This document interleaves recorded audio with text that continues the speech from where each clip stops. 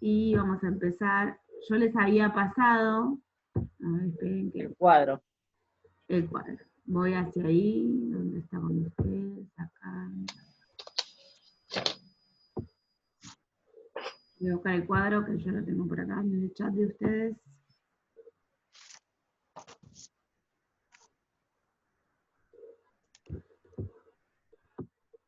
¿Dónde está? A mi computadora le humo ya de tanto que la estoy usando. Anoche estuve hasta las 2 de la mañana con mi grupo armando lo del examen y hoy empecé temprano también. Bueno, Ah, ¿pudieron copiarlo al cuadro? yo lo Sí, copié, sí. sí. Ok. La idea es que entendamos un poco cómo se divide. Dijimos que teníamos 3 estructuras psíquicas. Neurosis, psicosis, perversión. ¿Sí? Dentro de la neurosis, nosotros vamos a encontrar diferentes psicopatías, así se llaman, que pueden afectar al neurótico. Entre ellas, la neurosis obsesiva, la neurosis de angustia. Dentro de la neurosis de angustia entra lo que es la depresión. Los trastornos de ansiedad, hay muchos tipos de trastornos de ansiedad. El TCA, que es el trastorno de la conducta alimentaria, también está dentro de lo que es la estructura neurótica. Los ataques de pánico, los TOC, que son los TOC, trastornos obsesivos compulsivos. La hipocondría, que es, digamos, de alguna manera, aquella persona que siempre se siente enferma o siempre está buscando una enfermedad a la que padecer. Diferentes trastornos de la personalidad también pueden estar dentro de la estructura psíquica de la neurosis, que también se pueden repetir en otros lados, pero también en la neurosis, y fobias. Después seguramente hay muchas más psicopatías, pero algunas de estas están dentro de la neurosis. Hay algún síndrome bipolar que podríamos agregar a esto, síndrome, no trastorno bipolar, síndrome bipolar, que puede ser debido a la adicción a alguna sustancia, puede ser algún evento traumático, o sea, el cambio de ánimo de una persona de un extremo al otro, a veces sucede en algún neurótico por algo de base, ¿sí? O porque tuvo un conflicto, o porque están pasando un momento de estrés.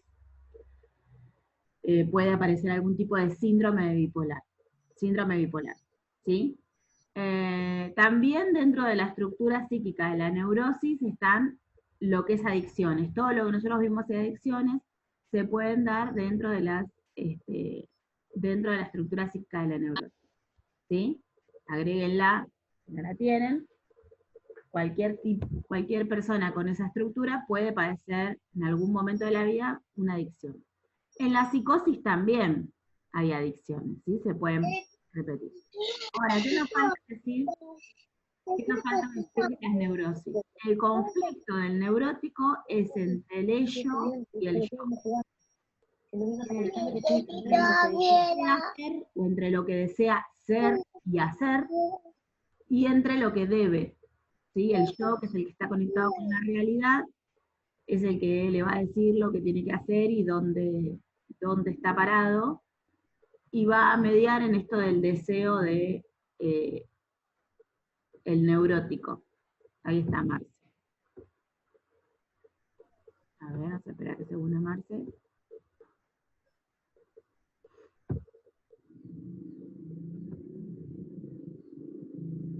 A ver, ¿se la puede admitir? Sí. Ahí. La Marce. Hola. ¿Todo bien? Hola, Marcel. Bueno, ¿todo tranqui? Todo bien, todo bien, todo bien. Bien, habíamos empezado con el cuadro. Y preguntaste en el grupo si copiamos. Sí, Sí, copié. bien. Bueno, estaba un poco nombrando las enfermedades o psicopatías que pueden darse dentro de la estructura psíquica de la neurosis. No vamos a ver todas, no vamos a llegar a ver todas. Hoy es la clase número 33 ya, nos quedan 7 nada más, re poquito. Y todavía nos falta ver vejez. La 30. ¿Vos tenés la 30? Sí. Tengo la 33 anotada. Vos qué suerte, yo tengo 20 monedas. Un montón de veces me olvidé de poner y todo. Así. Porque yo tengo anotado, espera, el inicio, el 21 de abril. Claro, sí, sí, sí, sí. Y conté y me da 33. ¿Habrá alguna que no tuvimos clase? ¿Puede ser? Puede ser. Puede ser, porque yo tengo todo anotado por número y tengo esa fecha que vos dijiste, pero sería la primera. 15, 16, 19, 20, 24, 28, 29, 28. Sí, no, 33. Le voy a preguntar a Aure, pero para mí estamos en la 33. ¿Vos decís en la 30? Andrés. Sí, yo tengo anotado en la 30. Bueno, voy a cerrar ese número con A. Bueno, igual, si es 30 o 33 nos quedan pocas igual. Sí, Igual sí. nos quedan pocas clases. Entonces, en la neurosis el conflicto que le sucede al individuo, sí, el conflicto que padece el individuo siempre es entre lo que desea hacer y lo que debe hacer. Entre el yo, que está conectado con la realidad, entre su yo y el ello. ¿Sí? Después, psicopatías que se pueden manifestar son todas esas que pusimos, más podrían agregar ahí adicciones. Las adicciones también aparecen dentro de las neurosis.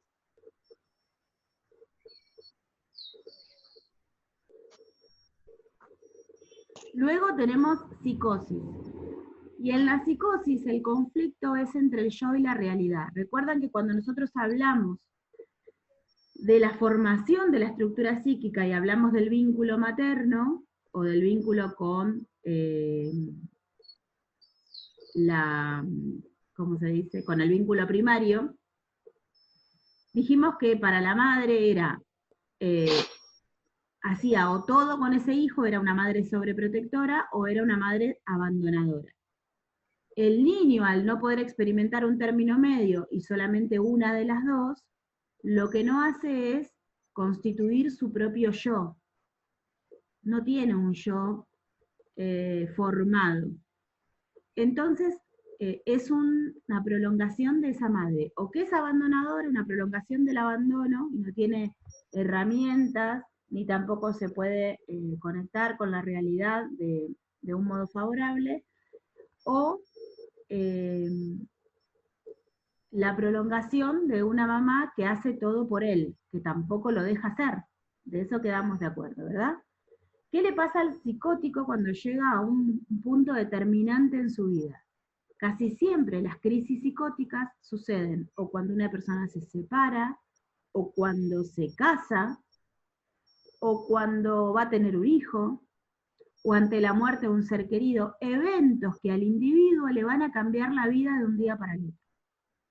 Sean buenos o sean malos, porque digo, a ver, tener un hijo siempre es algo bueno.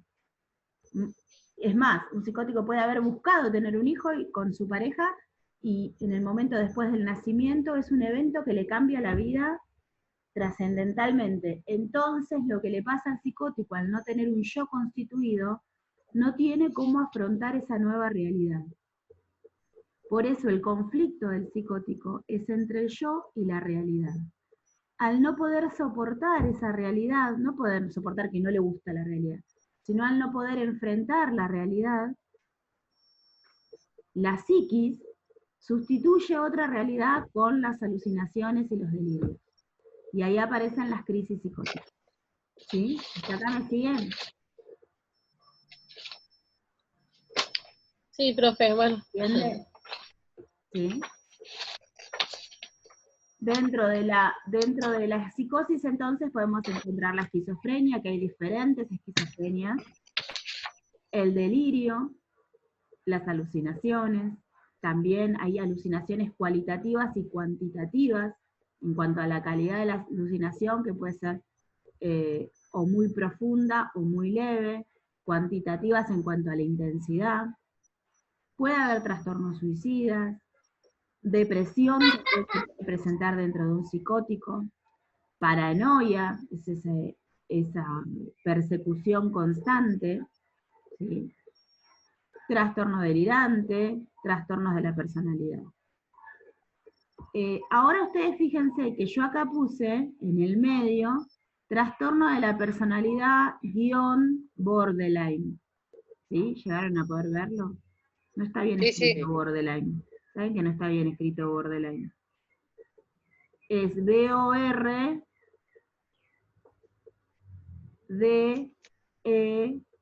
line.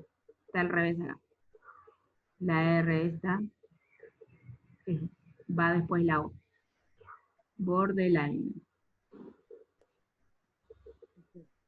Es line, sería. Este trastorno de la personalidad o borderline, que también se dice trastorno de la personalidad límite, ¿sí? TPL, trastorno de la personalidad límite, está justo acá en el medio de las tres estructuras en el límite, porque puede tener ese sujeto que tiene trastorno de la personalidad límite, psicopatías de cualquiera de las estructuras, ¿sí? No es que tiene las tres estructuras, sino que fluctúa entre las tres estructuras. O sea que borderline quiere decir límite. Borde quiere decir, es una palabra en francés que quiere decir borde. Ajá. ¿Sí? En la jerga psiquiátrica se dice, es un paciente con border, o con TPL, que es trastorno de la personalidad límite. Ok. ¿Sí? Casi nunca van a escuchar a alguien que diga no, porque tiene trastorno de la personalidad límite, borderline. O sea, todo el nombre no lo decimos.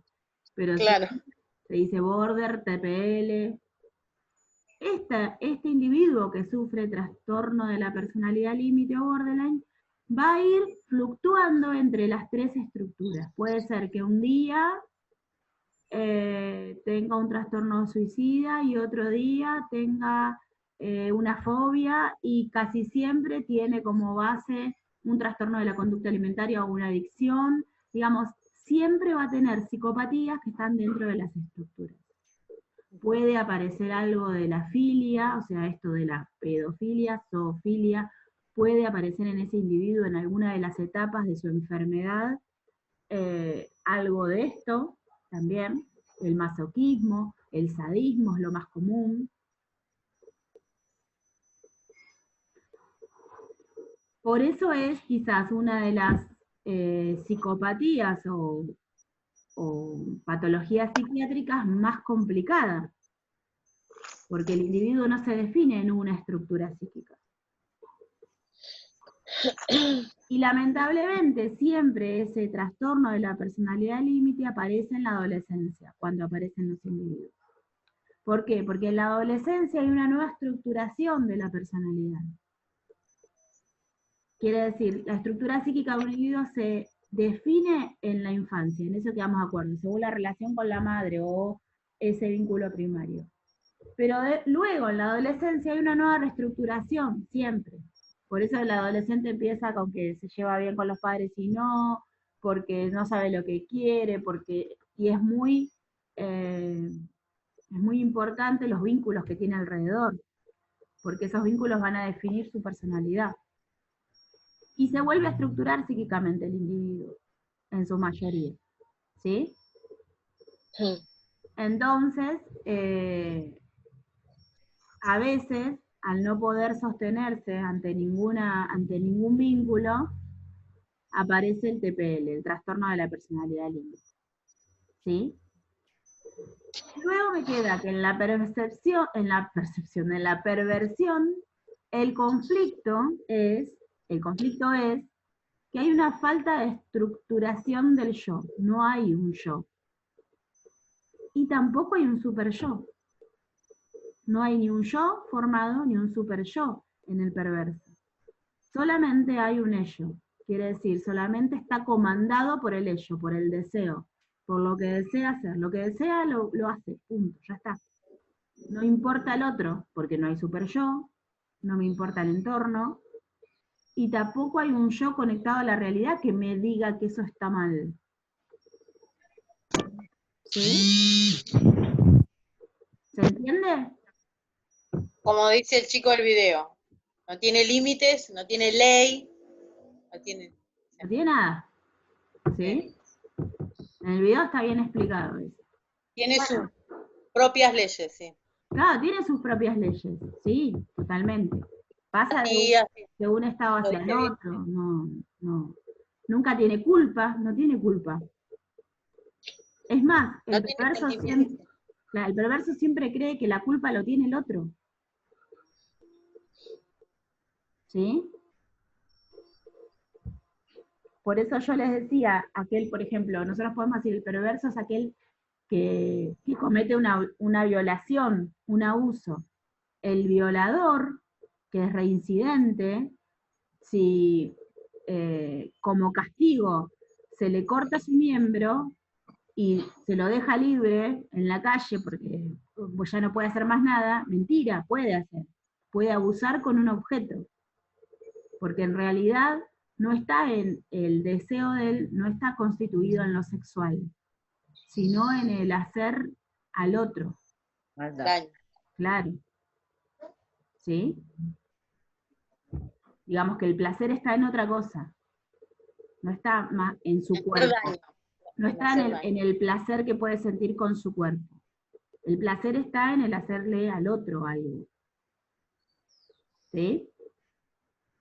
Bueno, eso era lo que quería explicarles de el cuadro. Digamos que es importante porque si nosotros como acompañantes terapéuticos el día de mañana nos llegan a decir, tenemos un paciente que tiene trastorno de ansiedad, para ustedes tiene que ser claro que es un paciente que seguramente está dentro de la neurosis, lo más probable.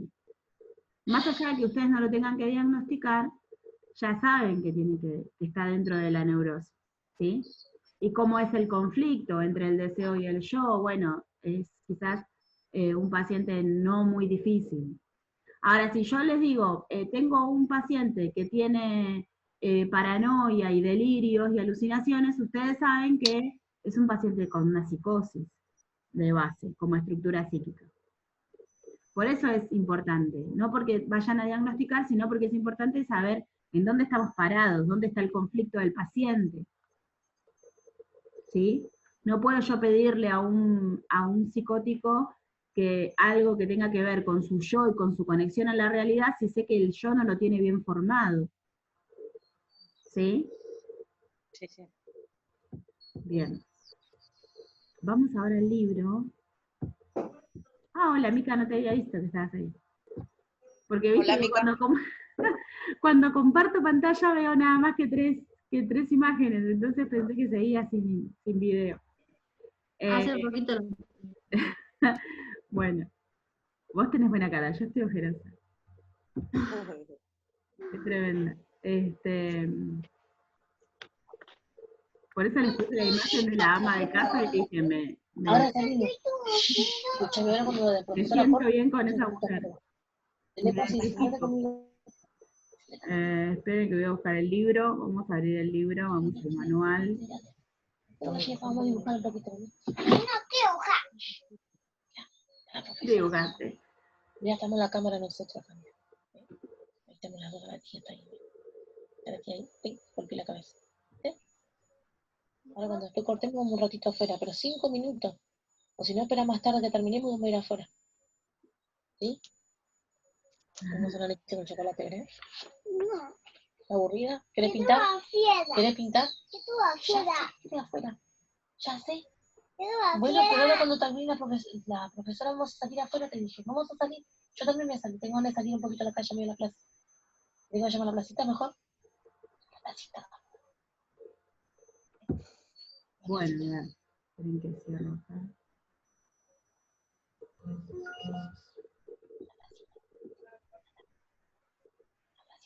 Mi computadora no quiere trabajar más, así la cada rato.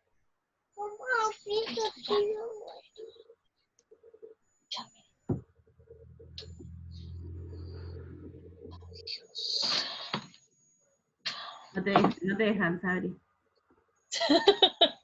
Sí. Disculpen, ¿eh?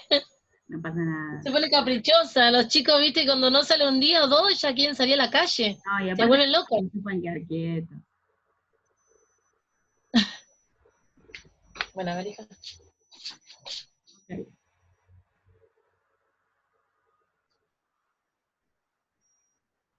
Vamos a ir ahora entonces a lo de... Ay, ¿dónde estoy? Ah, falta un montón. Ven ahí el libro, ¿no?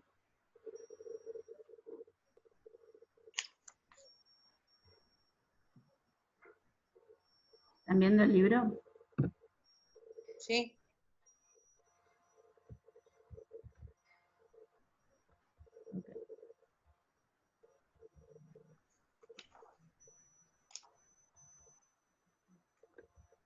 Quiero que veamos el caso Paola. ¿Leyeron algo del caso Paola? No, ¿Está en el libro?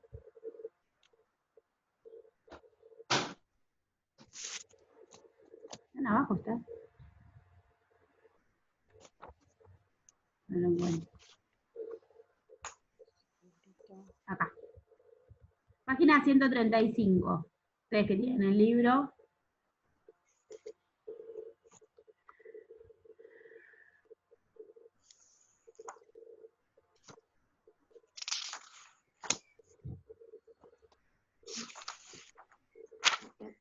Ujú.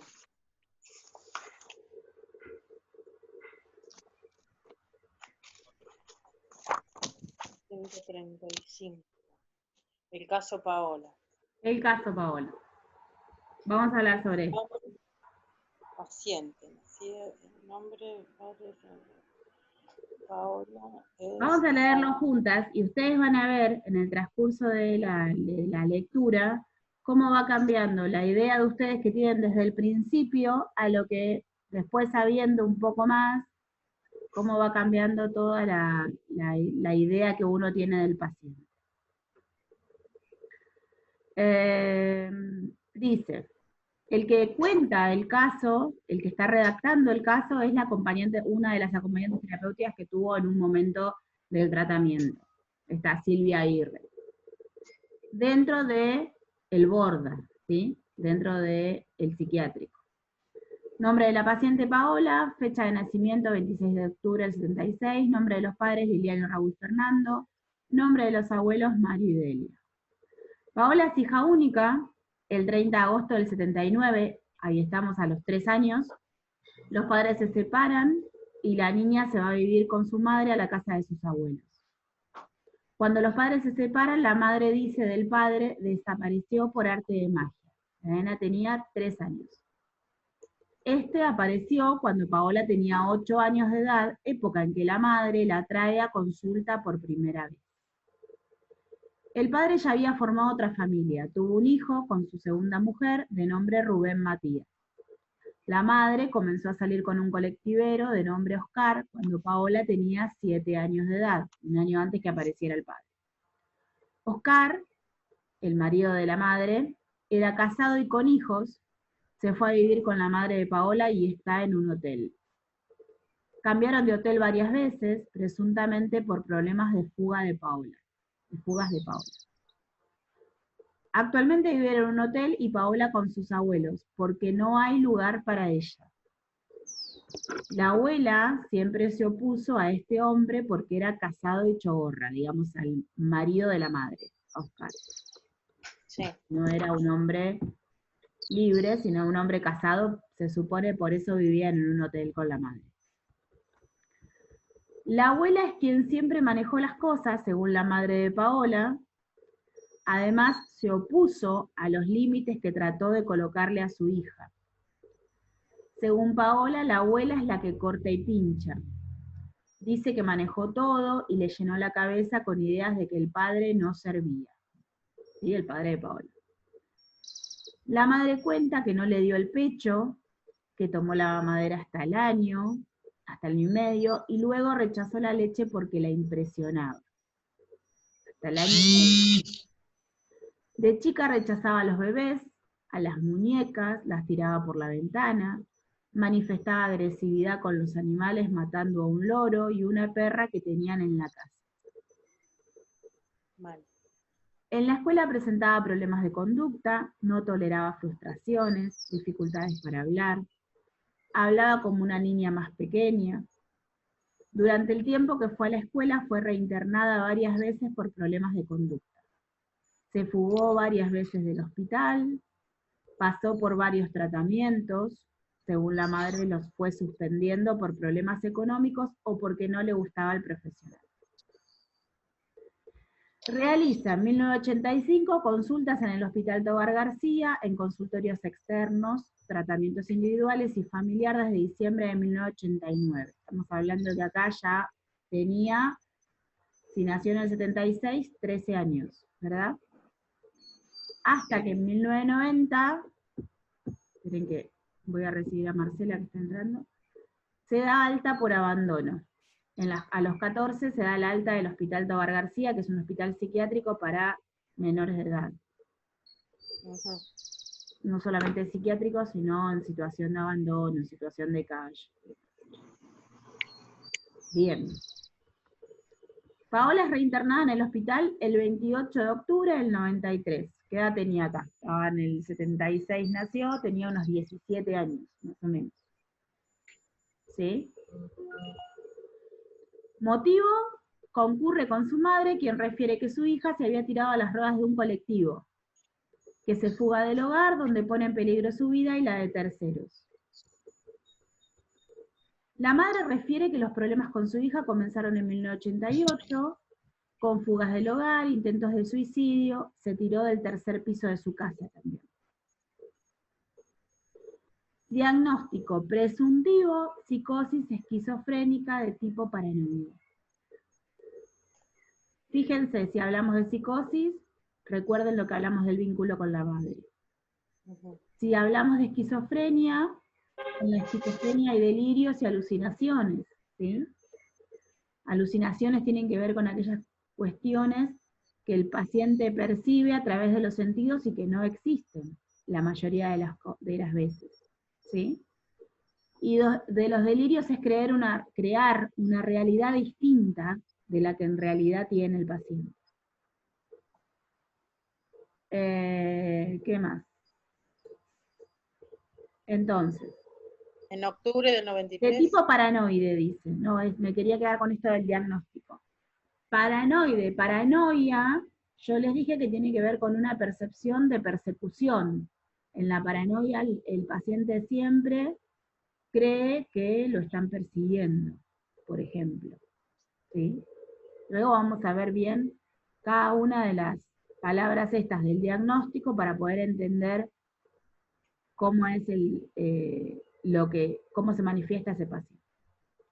En octubre de 1993, ya cuando tenía 17 años más o menos, ¿sí? Más o menos saco la cuenta, 18, Paola tomó la libreta de casamiento de los padres, borró los nombres y en su lugar colocó su segundo nombre con el apellido de la pareja actual de la madre, Roberto Bertolo. Dice: con este nombre puedo ser otra persona y tener mejor suerte. Cuando se fuga, dice escuchar una voz que la domina y se le impone como un rayo. Eso es una alucinación auditiva. En marzo de 1994, intentó clavarle un cuchillo a un empleado de limpieza del hospital de nombre Marcos. El 20 de marzo del 94 regresa de un permiso de salida e incendia la colcha de una paciente que se encontraba durmiendo. Actualmente está con permisos de salidas prolongadas, cuestionando a su madre porque no se ocupó de ella. ¿Sí? Ella es una chica grande, tiene Una salidas. señora. Sí.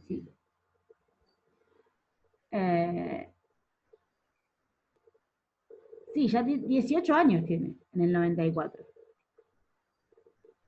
¿Sí?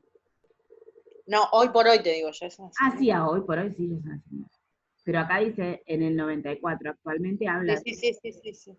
Conversaciones y trabajo con la paciente. El mismo día del episodio del incendio conocí a Paola, cuando había incendiado la manta de la compañía.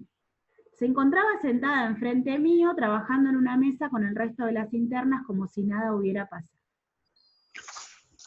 Lo primero que me llamó la atención fue su mirada, como unos ojos que miran sin ver. En su rostro no se manifestaba ninguna señal de angustia o malestar. Una internada que estaba a mi lado me comenta, señalando con un dedo a Paola, ¿sabes lo que hizo ella? Le contesté sí, pero no es el lugar para hablar de lo ocurrido. En ese instante Paola me miró. Creo que a partir de esa prohibición, donde le otorgué un lugar a Paola, ella pudo luego aceptar algunas prohibiciones mías. Y acá, esto es súper importante, porque acá lo que sucede es una transferencia positiva. Cuando hablamos de transferencia en psiquiatría, los seres humanos, vamos a decir en psiquiatría y en general, cuando hablamos de transferencia de vínculos, los seres humanos vivimos haciendo transferencias. La transferencia es un traslado de un afecto hacia otra persona. Por ejemplo, muchas veces nos puede pasar que tenemos una amiga que dice, vos me haces acordar a mi mamá cuando me hablas. Eso es una transferencia. Que tenemos un médico, no sé, un médico clínico, estoy inventando, ¿no? Un médico clínico, decimos, no, este médico no me gusta porque me hace acordar al médico que tuve antes que no sabía nada. Eso es una transferencia negativa, estoy haciendo una transferencia. Hago un traslado de un afecto hacia una persona. De una sensación que tuve en un momento hacia otra cosa. ¿Sí? Cuando hablamos de terapeutas y pacientes, sea profesional o sea un acompañante terapéutico, en este caso como nosotros, las transferencias pueden ser positivas y pueden ser negativas. Y también pueden ser eróticas. Son positivas cuando el paciente se vincula con nosotros de una manera favorable, cuando confía en el terapeuta, ¿sí? Cuando cree que el terapeuta sabe y lo deja actuar, cuando el acompañante o el profesional le dice, no, vos tenés que hacer las cosas de esta manera y le hace caso, ¿sí? Cuando se deja intervenir. Es negativa la transferencia cuando el paciente dice, no, este no sabe nada, este no me gusta porque no confío en él.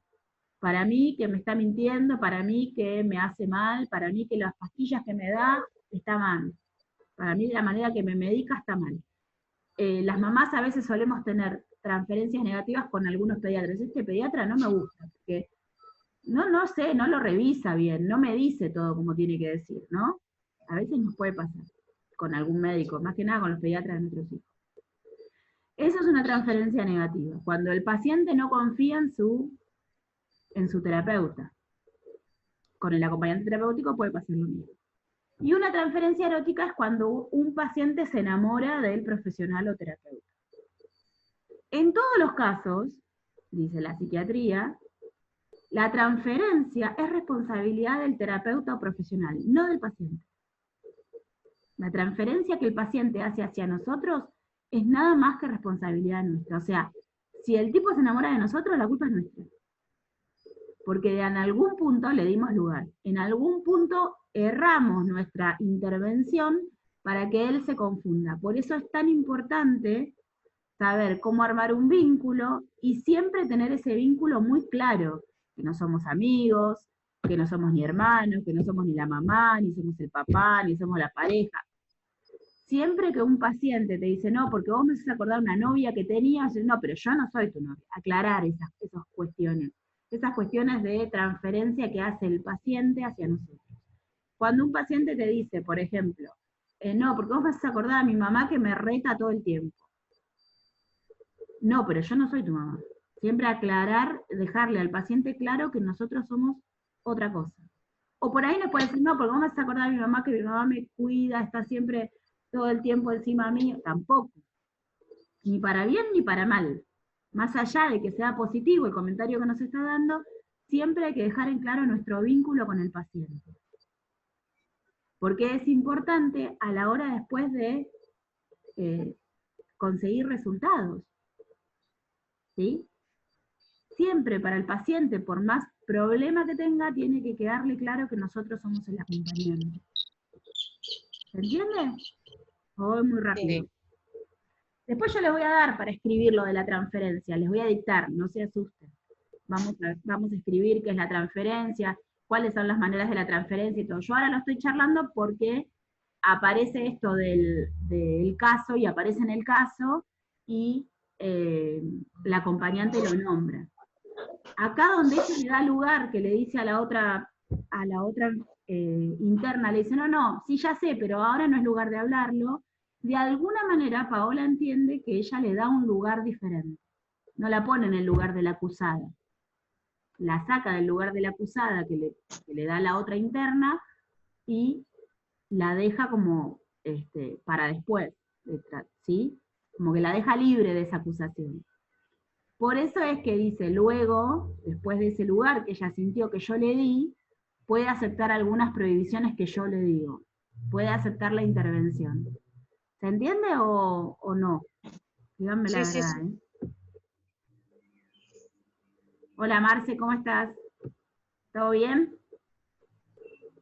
Bueno, estamos en la 135 que estamos leyendo el caso Paola, en el libro. Después igual pueden volver a leerlo.